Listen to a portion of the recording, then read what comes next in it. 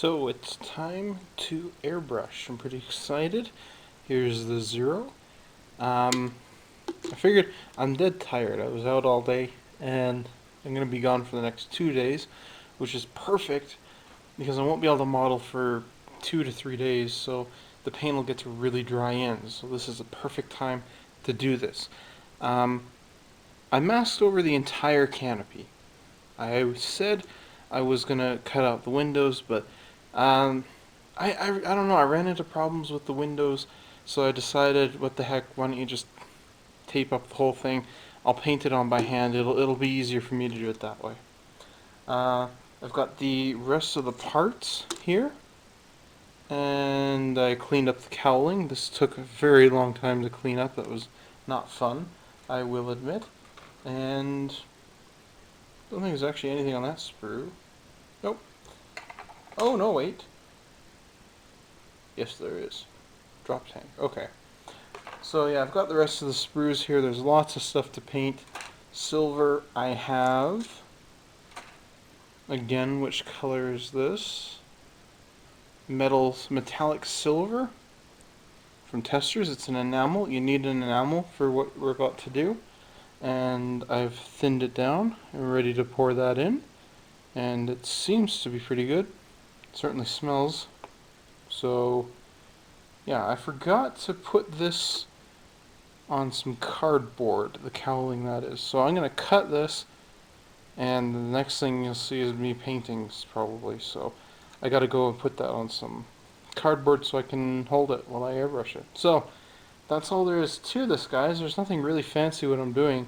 All I'm doing is spraying on this enamel paint, and I'm doing it in very thick layers. That's what I really want to do, is I want to apply, well, I shouldn't say thick layers, but I want to have a heavy coat for what we're going to do after the acrylics get dried on here. So I've got to spray this, pretty thick coat, layering it on over and over again, letting it dry, maybe a week even. I really want to let this stuff bake in and settle and really become nice and hard for what we're going to do next after the acrylics are painted on. So I'm going to go and yeah, we're going to start airbrushing.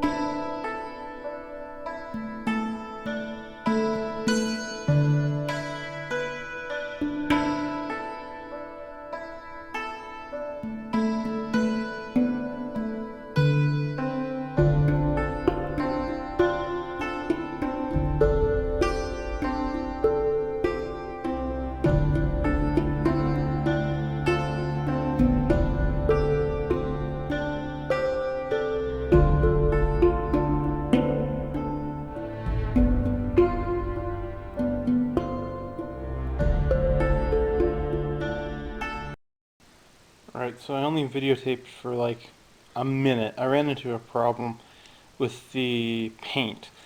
I think I thinned it a bit too much, and it came out really, really runny. And so, first pass over the model, it didn't do too well. Also, I've never really airbrushed enamel that much before, but it looks like the model may have been dirty. So some of the paint didn't catch in all the areas, but it's okay because this isn't, the final coat. This is an undercoat of silver. So what I'm going to do is just leave it alone, like I said, for a few days, and it should settle. Because it's an enamel, so it's a slower drying paint. But yeah, I didn't. And it's a wonderful silver. I love this silver. I mean, look at that. It's so shiny. So yeah, I didn't film that much because I ran into that problem and I kind of needed to be at a different angle when I was airbrushing, and I needed more focus and room, and I couldn't keep it like this in airbrush. So I've got all that done. I spray painted a lot of parts and stuff. and like I said, it's a beautiful color. I love it. It's such a great silver, and it almost looks like Alcalad, to be honest. I've never used Alcalad before, but kind of based on the pictures that I've seen, this looks pretty darn close. And I think I'll use this as like a chrome kind of color in the future for car models and stuff like that, or whatever needs chrome, because it looks really darn good. Um, so I'm gonna go and be back in maybe quite a few days. Like I said, I might leave this for a week just to let it really settle in there and bake on, and because I don't want anything to happen to this stuff, and it's just going to be a process of waiting for a little while, and after it's dry, I get to go back to acrylic, so I don't have to wait a week or even really that long. So I'll see you guys in the next part. Alright, so it's been a couple days. I haven't waited a week because it's actually dried on there pretty stiff. So I didn't have to wait that long. I only had to wait a couple days, and quite happy with it. I really like the color. It looks terrific. Um, I'm trying to plan out another project. I'm having a very difficult time.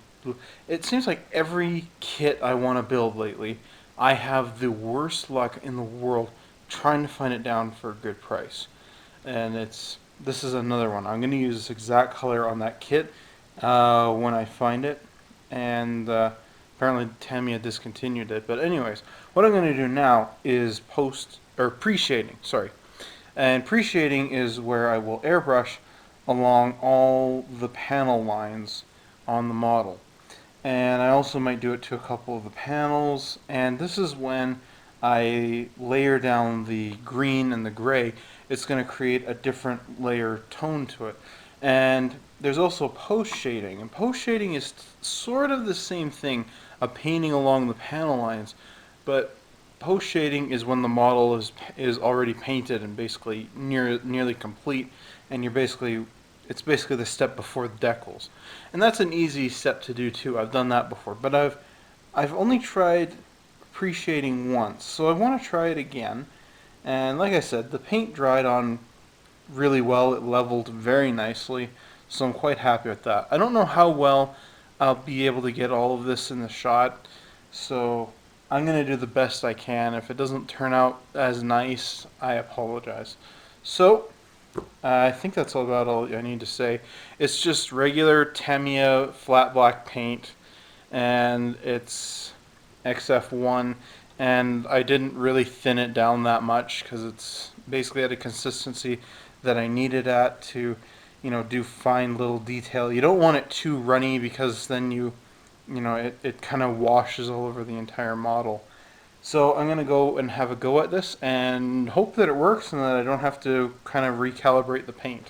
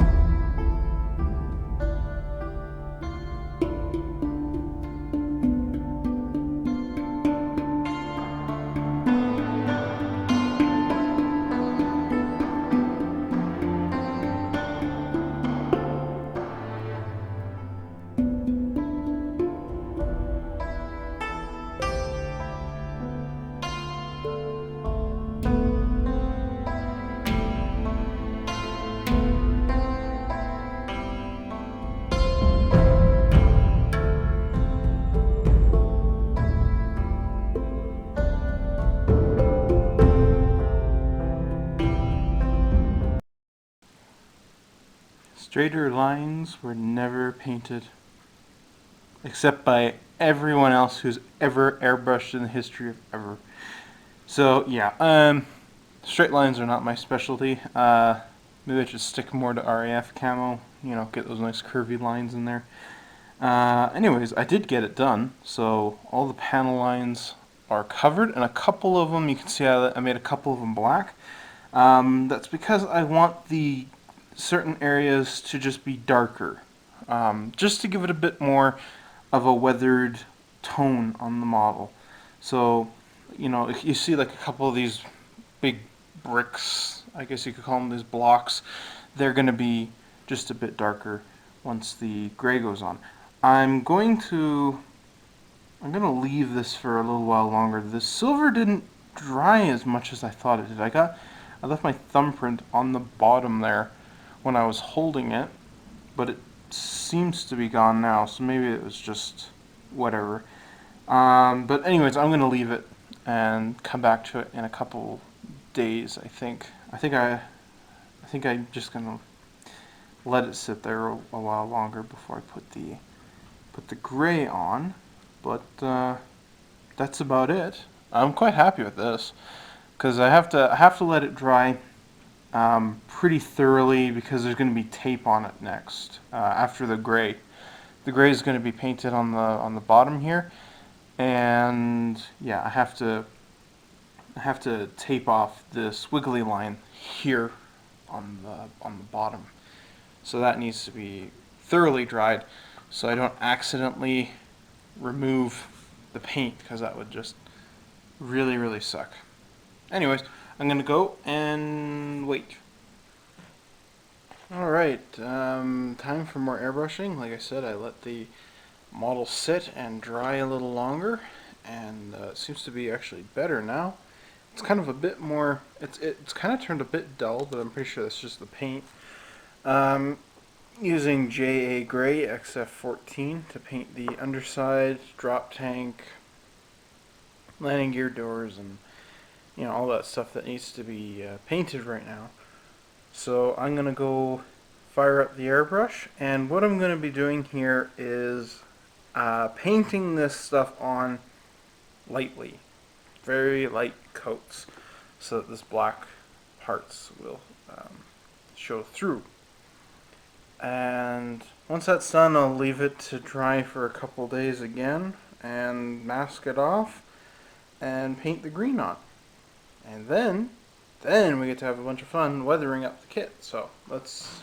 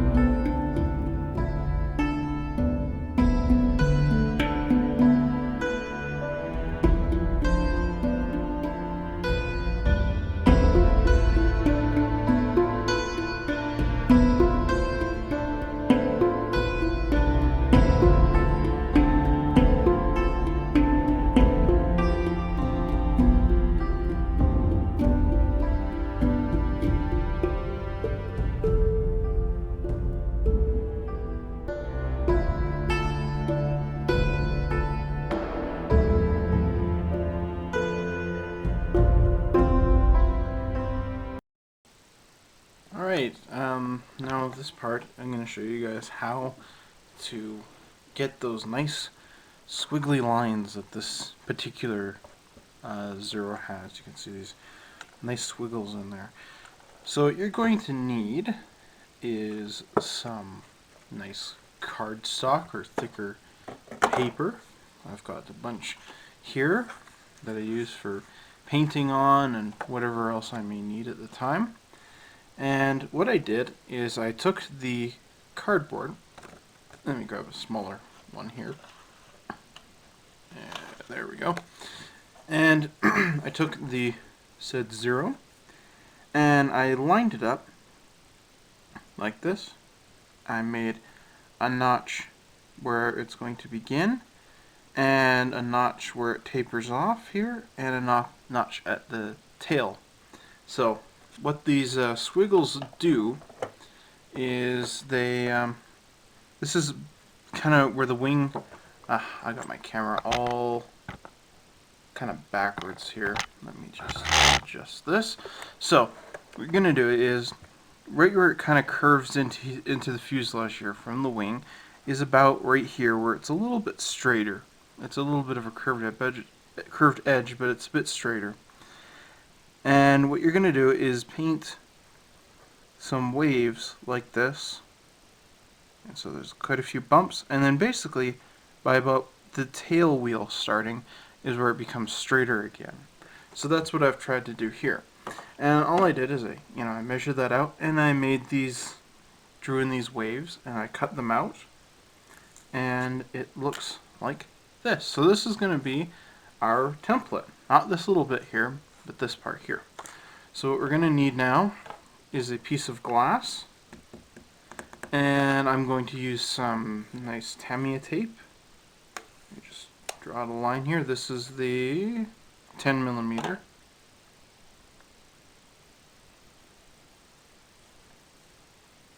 There we go. So we just press it down on there. And now what I want to do is take the tape and line these up like so. So, like that. And trace it out.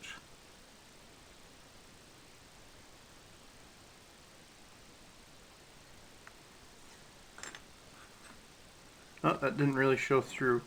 Let me try it again with this marker here. See, this one's working. And when you need to do this for the other side, you can do a couple of things. You could trace out a completely new one if you wanted to, or you just flip it over like that, and you got the other side going there for you. But if you wanted to just trace and reuse it, I don't think that would be a big problem that anyone's going to notice. I mean, sure, they would be, uneven on both sides, but like I said, I don't think anyone's going to really notice that. Okay, there we go. I can see that now. Let's take our X-Acto knife, and it's going to be a bit funny to trim, I have to admit, the way that I'm holding it.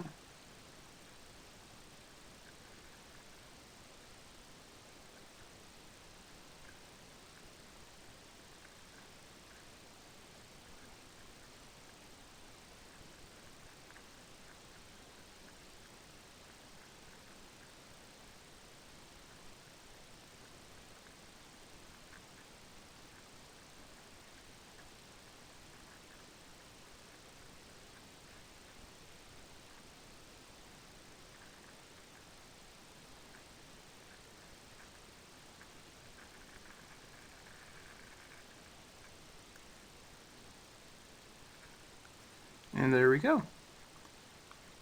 So let's pop this off. And voila, look at that. Now we have this nice looking wavy edge here. And we will peel this off. And using a sheet of glass like this helps the tape keep its tack. It's also a nice surface that you can cut on. You don't want to cut on a surface like this or even wood, because the knife tends to sink in. Something hard like this sheet of glass works really well. I think ceramic would work just as well, but I've never tried that, so I can't say 100% for certain. So let's try putting this on. This will fit exactly where I wanted it to be. And we'll kind of stretch out the tape. And let me just check with the box. Just want to make sure I have it lined up. So it's kind of, it's kind of low. It's not very high. So I just goes right just over the tip there. So like that. So now we'll burnish it. And when I airbrush, it'll be nice and light layers. So this should look like a nice faded edge. And here, just let me put this away. That is all it takes to make a wavy edge like that. So now, like I said, I'm going to go flip the other side over. I'm going to go and do this side, but I've got my nice wavy edge on there. And you can use this type of thing for all sorts of aircraft, especially things like German aircraft where, you know, they have edges like this along the wingtips of like G models and stuff like that. But if you're building this one, that's all it takes. And good old Tamiya tape works pretty well. So the next step is painting. And for painting, I'm going to use JN Gray XF11. And you'll just probably see me airbrushing next. So that's all there is to this, guys.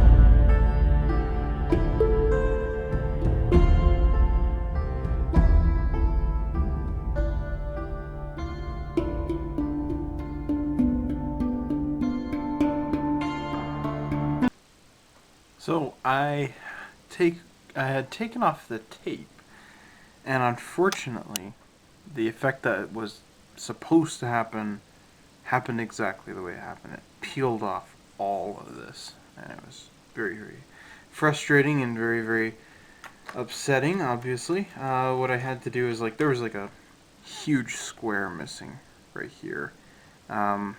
Most of this wing had been removed. Like here, it was all removed, and basically this square was gone, and so I had to do a bunch of touch-ups. But you can see I got my nice wavy lines. I'm really happy with how those turned out.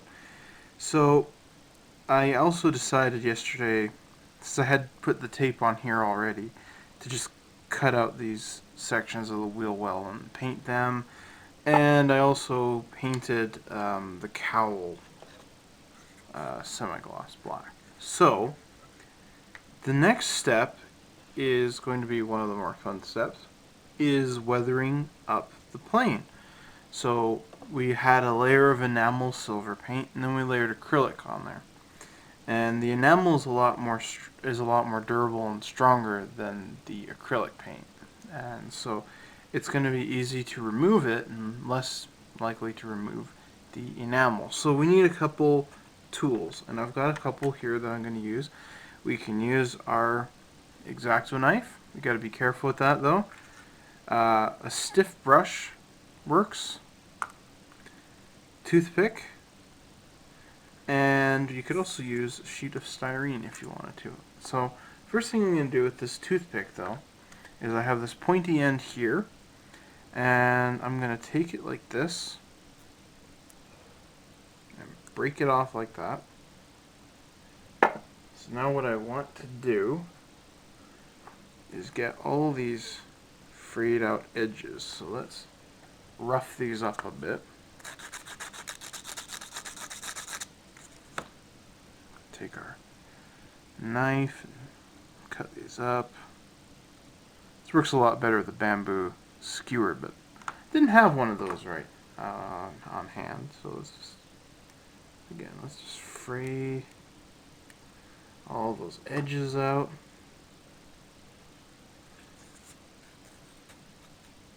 There we go. Okay. So I'm going to use partially the box art just to show you guys this, and then I'm going to go take a look at my reference material here. Now, the box has pretty good weathering done to the aircraft. It looks pretty good. The one thing, however, that they did that would not have happened is the Hinomarus here are worn out. They would have been nice and clean. The rest of the stencils and stuff like that would have been damaged up a bit, but for the most part, the Hinomarus and the ID were more or less cleaner, especially the Hinomarus. They would have always been red. So, all we're going to do, and it's already starting to work here, and I'm going to do it right here on this little section right here. If you have this kit at home, you can see more clearly what I'm demonstrating here. And it's just as simple as this. Oh, let me get it started here with something a little stiffer.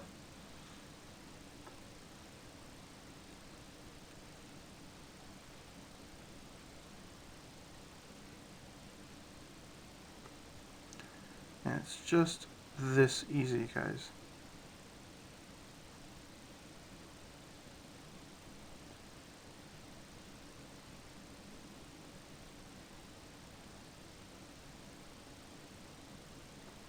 And just scraping it off fairly slowly here. This isn't exactly a project you need to rush with. Be careful how you're handling it, because watch your fingernails, because they can, they can make really nice scratches in there, and then then you're really singing, because you have to go back and work out this again. But it's just this simple, guys. If you want to, I've scraped off a bit there. I'm going to take my stiff brush, and you kind of just dab it in like that, and that'll help take more. I'm not going to use the brush. I have no interest in it, but the toothpick works. Creates some nice scratching lines, and the reason how this works is because the enamel paint has much more adhesion than the acrylic paint, especially the acrylic paint on top of the enamel. That was one of the reasons why I let the paint dry for so long, is so that when I scratched it off like this, it would be less likely to kind of peel. You can also use tape. You can stick tape on and rip it off. Doing that, however, you run a risk of ripping off a lot of paint, which is what happened to me when I removed the underside here. So what I'm going to do now is, now that I've shown you guys how you do this, is I'm just going to continue and carefully, again, etch this stuff away. Like so. I'm quite happy with how this is all turning out.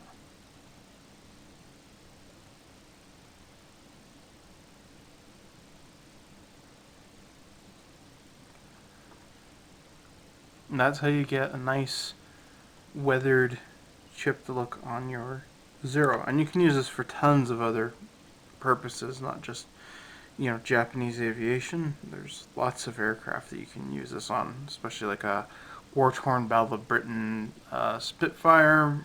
Who knows what else? The possibilities, are endless. So that's just how you do it. Put an enamel base on first, and then an acrylic base on top. So it's going to take me quite a while to weather this up the way I want it. I'm going to go grab my books and reference material, stuff like that. And once this is done, I have it where I want it. I'm going to coat the model twice, maybe even 3 times with Future, just to seal it in so then I can't scratch it off anymore. Future will work really well for this. After that, I'll show you how to get this nice weathered scratchy look on the decals. It's a tricky thing. It may not work with these Cartograph ones. I've never tried it with Cartograph before, but it might work. So look forward to that, and that's what we'll be doing next, is decaling.